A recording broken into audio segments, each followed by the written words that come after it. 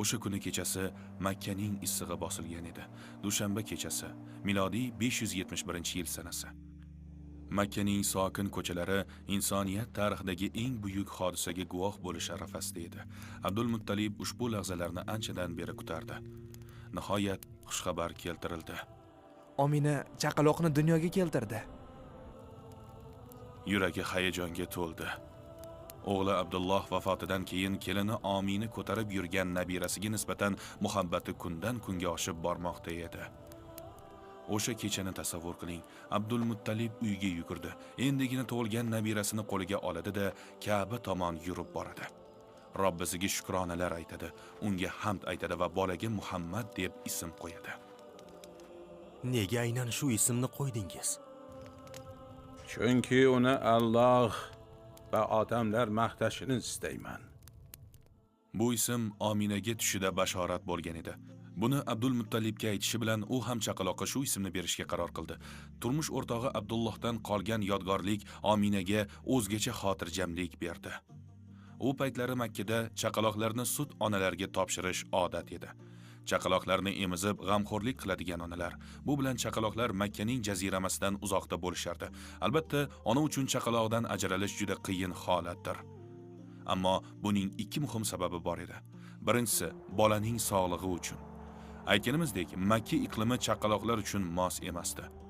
Ikkinchi sabab esa bolakayning tili ravon bo'lishi, nutqi go'zal bo'lishi uchun edi. U paytlari notiqlik va go'zal so'zlash arab jamiyatida asosiy o'rinda turardi. Chaqaloqlar Banu Sa'd yurtiga yuborilardi. U yerda ular cho'l va ochiq tekisliklarda erkin o'sib ulg'ayishlari va arab tilini sof, eng go'zal shaklda o'rganishlari mumkin edi. Sut onalar odatda badavlat va aslzoda xonadonlar chaqaloqlarni qidirib yurishardi. Bu orqali bolaning oilasi bilan qalin aloqalar qurilishi mumkin edi. Bolaning otasi tiriklik chog'ida ulardan mehr-muruvvat olishlari mumkin edi. Muhammad alayhissalom ham taniqli oiladan edilar. Bobosi Abdul Muttalib Makkaning sayyidi edi, ammo qarib qolgandi. Otalari esa Muhammad tug'ilmasidan avval o'tib ketgan edi. Yetim bo'lganliklari sabab sut onalarning hech biri uni asrab olishni istamasdi. Xo'sh, endi nima bo'ladi? Nahotki hech kim ularni olmasa, jazirama issiq shaharda ulg'aydilarmi? Omina chorasiz qolgandi. Sut onalar chaqaloqlarni olib birma-bir Makkani tark etishini kuzatib turardi. Bu orada Halima va eri Xoris boshqalardan kechroq yetib keldilar. Hayvoni zaif bo'lganidan navbatma-navbat minib kelishardi. Shu sabab ulgurib kela olishmadi. Halima tinmay qidirdi. Makkada unga chaqalog'ini beruvchilar topilmadi. Shuncha qiyinchilik bilan kelganining ustiga quruq qo'l bilan qaytib ketishi kerak bo'ldi. Ularning yurtida ham ocharchilik hukm surardi. O'zlarini qornini to'ydirishga ham qiynalishardi. Birin ustun kelgan mana shu qiyinchiliklar sabab g'amgin edi. Mana shu o'y-fikrlar bilan yurar ekan, bir kishiga duch keldi. Bu Abdul Muttalib edi. Biroz gaplashgach, u nabirasining holati haqida gapirdi. Halima erining fikrini bilmoqchi bo'ldi. Bu yerdan chaqaloq topa olmadim. Boshqalarni oldiga quruq qo'l bilan qaytishni istamayman. Uni olib ketsak ham bo'laveradi. Balki Alloh u sabab bizga ham ko'p yaxshilik va baraka berar. Halimaning ko'z o'ngida kutilmagan darajada katta yaxshiliklar namoyon bo'ldi. Ammo Halima qanday bebaho xazinani topib olganini o'zi ham bilmasdi. Boshqa tomondan Ominaning holatini tasavvur qiling. Turmush o'rtog'idan ayrilib bo'lgan. Chaqaloqni otasiga ko'rsata olmadi. Bu ham yetmaganidek, endi o'z bolasidan ajralishiga to'g'ri keldi. Boshqa iloji ham yo'q edi-da. Ko'zlarida yosh bilan Abdullohdan qolgan yodgorlik Muhammadni Halimaga topshirdi. O'g'lidan juda uzoq vaqt olisda yashashi kerak edi. Uni na hidlay olardi, na bag'riga bosa olardi. Birinchi qadamlarni ham ko'rmasdi. Ilk gapirishni ham eshita olmasdi. Ona uchun o'z bolasidan bir soat yiroqda bo'lish juda og'irdir. Ammo farzandining kelajagi uchun undan ajralishga rozi bo'ldi. Yuragi parchalansa ham. Halima va uning oilasi uchun yangi hayot boshlanish arafasida edi. Payg'ambarimiz alayhissalom kelishlari bilan uylari ne'matga va barakaga to'ldi. Ishonib bo'lmas ishlar sodir bo'ldi. Qari va zaif hayvonlari to'satdan kuchga to'lib tez chopa boshladi. Halimaga ko'p ham sut kelmasdi. Payg'ambar alayhissalomning emizishlari bilanoq uning suti buloqdek oqib kela boshladi. O'zining chaqalog'i Abdulloh ochlikdan juda ko'p yig'lardi. Payg'ambar alayhissalom bilan birga emizganda esa u ham jim bo'lardi. Adirlardagi qurg'oqchilik sabab yemoqqa o't topa olmay och qaytadigan chorvalari esa qorni to'yib qaytib ko'p sut beradigan bo'ldi. Uylari barakaga to'ldi. Boshqa oilalar esa ocharchilikdan sillasi qururdi. Bu davrda payg'ambar alayhissalom ham jismoniy, ham aqliy, ham ruhiy barkamol ulg'aydilar. Nihoyat 4 yil ham o'tdi. Qaytish vaqti yetgandi. Payg'ambar alayhissalomni o'z onasiga qaytarish lozim. Halimaning ko'zlarida yosh, undan ayrilgisi kelmas edi. Uni bag'riga bosib qayta o'pardi, lekin boshqa chorasi yo'q edi. Uzoq yillik ayriliqdan so'ng Omina o'z o'g'li bilan yana ko'rishdi. Qachonki uning qo'lidan tutaman desa, doim yonida bo'lardi. Bir-birlarini qattiq quchoqlashdi, xuddi ayriliqdagi har bir kun uchun quchoqlagandek. Boshqa ajralishni istashmasdi. Qayta birlashish onaning qalbidagi jarohatga da'vo bo'ldi. Yana 1,5 yil birga yashaganlardan so'ng ular Madinaga, otasining qabrini ziyorat qilish uchun yo'l oldilar. Qabrga borganlarida Ominaning ko'zlarida qayg'u uyg'ondi. Uning ongi va qalbi turmush o'rtog'i bilan o'tkazgan kunlarning sog'inchi bilan to'lgandi. Erini xuddi hozir yo'qotgandek yig'lashni boshladi. Allohning payg'ambari yetim bo'lib tug'ildi. Tug'ilganlarida otalari o'lgan edi. Dunyoga kelib, ota mehrini ko'rmadilar. Jajji qo'lchalari bilan otasining qo'lidan tutishni istardilar, lekin otalari yo'q edi. Ana shu lahzada ular ham otasining yo'qligini his qildilar. Ayni vaqtda onalarning qiynalishiga chiday olmasdilar. Ikkisi ham birgalashib yig'lashdi. Hech bo'lmasa onasining hayotligi bolaga taskin berardi. Ammo Omina uchun dunyodan o'tish vaqti yaqin qolgandi. Tez orada erining oldiga boradi. O'g'li bilan diydorlashuvi uzoqqa cho'zilmadi. Makka ga qaytar ekanlar, Omina betob bo'lib qoldi. Allohning payg'ambari o'shanda 6 yoshda edilar xolos.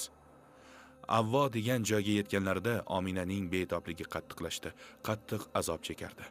Unga ikki narsa ko'p azob berardi. Bolasini foniy dunyoda yolg'iz qoldirish va mana shunday yosh holida ham otadan, ham onadan judo bo'lishlarini o'ylab siqilardi. O'lim soati yaqinlasharkan farzandiga so'nggi bor qaradi. Uning yuzidagi nigohni so'z bilan ifodalash mushkul. O'limidan biroz avval ushbu so'zlarni aytdi. Har bir jon o'lim topadi, yangi narsa eskiradi. Yoshi o'tganlar kun kelib vafot etishadi. Dunyoda hamma narsa vaqtincha va kun kelib tugaydi. Ha, men ham o'laman. Ammo ismim odamlar yodida qoladi. Chunki men solih va pok farzandni dunyoga keltirdim, u meni yaxshilik bilan eslaydi. Birozdan so'ng uning ovozi to'xtadi. Tanasi esa jonsiz qoldi. Payg'ambar alayhissalom esa ko'zlarida yosh bilan qoldilar. Qalblari kuchli og'riqdan azob chekardi. Otasining qabrini ziyorat qilish bilan boshlangan safar onalardan judo bo'lish bilan tugadi. Otasidan judo bo'lgandan so'ng onalarni ham yo'qotdilar. O'sha so'zlar payg'ambarning quloqlarida qancha vaqt jarangladi ekan. Boshqa bolalar ona deganida u kishi yerga qarab turardilar. Yosh to'la ko'zlarda bu bolakay o'z onasining so'nggi damlarini eslardi. O'shanda uning enagasi Ummu Ayman yonida bo'lib, jajji Muhammad alayhissalomni tinchlantirib, ko'z yoshlarini artdi. O'sha kundan boshlab u doim uning yonida turdi. Onasining o'rnini bosish uchun qo'lidan kelganini qildi.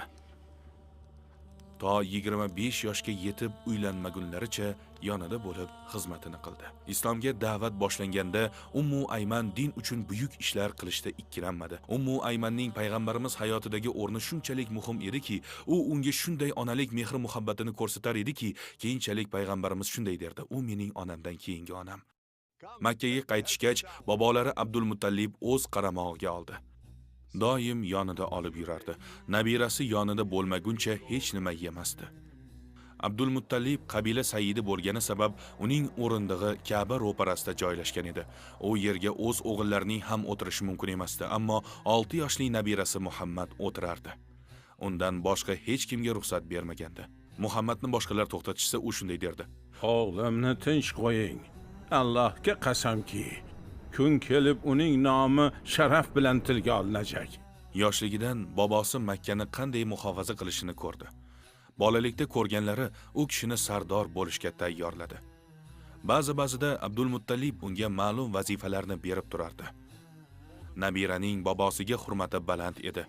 Boboning esa nabirasiga bo'lgan mehri baland edi. Ular juda yaqin edilar. Ammo bu aloqa uzoq davom etmadi. 2 yil o'tib bobolaridan ham judo bo'ldilar. Kimga bog'lanib qolsalar, Alloh ularni birma-bir olib qo'yardi. Go'yo faqat menga suyan degandek. Hayotlari davomida juda ko'plab yaqinlarini yo'qotadilar. Tirikliklaridayoq 7 ta farzandlarining 6 tasidan judo bo'ldilar. Ushbu turkum videolarimiz davomida u zotning tuganmas qiyinchiliklarga duch kelganiga guvoh bo'lasiz. Mana shu turli qiyinchiliklar sabab ummatning boshiga kelishi mumkin bo'lgan har qanday qiyinchilikni tushunishlari oson bo'ldi. Shu orqali u kishi bizlarga eng yaxshi ustoz bo'ldilar. Agar u kishi yengil hayot kechirib, Alloh unga hech qanday sinov bermaganida, qanday qilib bizlarga o'rnak bo'la olar edilar? Yoshligida atrofdagi odamlardan olgan barcha mehr, shafqat va muhabbat quyoshning turli oynalardagi aksiga o'xshar edi.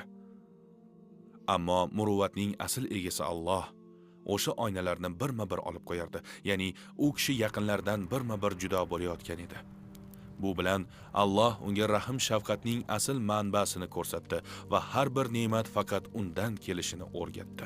Ya'ni faqat Alloh abadiydir. Agar istasa insonlarga ham abadiylik berishi mumkin. Agar u istasa bir-biridan judo bo'lganlar abadiy bo'lgan jannatda qayta uchrashishlari mumkin. Bu bilan Alloh u kishiga keyinchalik ayon bo'ladigan qiyomatga bo'lgan iymonining poydevorini yaratdi. Payg'ambar alayhissalomning yosh chog'larida mana shuncha qiyinchilikdan o'tganlari haqida o'ylasangiz hayratda qolasiz. Hayotlarining har bir lahzasi Alloh tomonidan reja qilingan. Alloh tomonidan berilgan har bir sinov va qiyinchilik u zotning barkamol bo'lishida katta o'rin egalladi. Chunki kelajakda u kishiga juda og'ir mas'uliyat topshirilardi. Chaqaloqliklardan boshlab o'z shahridan uzoqda o'sib ulg'aydilar. Shu sabab ruhiyatlari tetik edi. Jismonan baquvvat bo'lib, so'zlashlari ham juda go'zal edi. Endi ko'chib o'tadigan uylarni hisobga olsak, u zot balog'atga yetgunlaricha 5 xil uyda yashab katta bo'ladilar. Mana shu orqali u kishi har xil odamlar bilan yashashni o'rgandilar. Bobolari bilan yashaganlarida shahar qanday idora qilinishini ko'rdilar. Ota-onalari bo'lmasa ham u kishini 3 xil ona va 3 xil ota tarbiya qildi. Har birlari o'zlariga xos xulq-atvorga ega edi. O'z onalaridan tashqari sut onalari Halima, ota sifatida esa uning eri Xoris. Enagalari Ummu Ayman o'ziga xos tarzda onalik mehrini ko'rsatgan bo'lsa, bobolari Abdul Muttallib boshqacha tarzda ota bo'ldilar. Nihoyat amakilari Abu Tolib u zotni o'z qaramog'iga oldilar. Uning ayoli Fatima ham payg'ambarimizga o'z farzandlariga ko'rsatgan mehrini ko'rsatdi. Hammalarni teng ko'rdi. U kishiga shunchalar ko'p mehr muruvvat ko'rsatilar ediki, keyinchalik u zotning ularning har birini